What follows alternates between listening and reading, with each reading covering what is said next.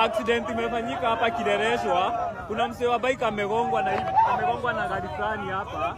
Huyo msee wa bike akiwa amelala na mwaga tu damu. Breakdown inakuja ibebe bike iache mgonjwa. Ibebe bike ikifika station lazima ilipe breakdown.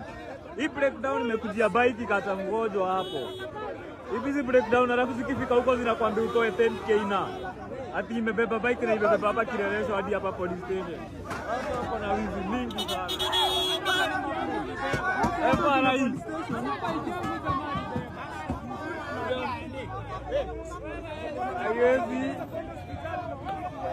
Haiwezi. Haiwezi enda, hakuna mahali anaenda. Pikipiki.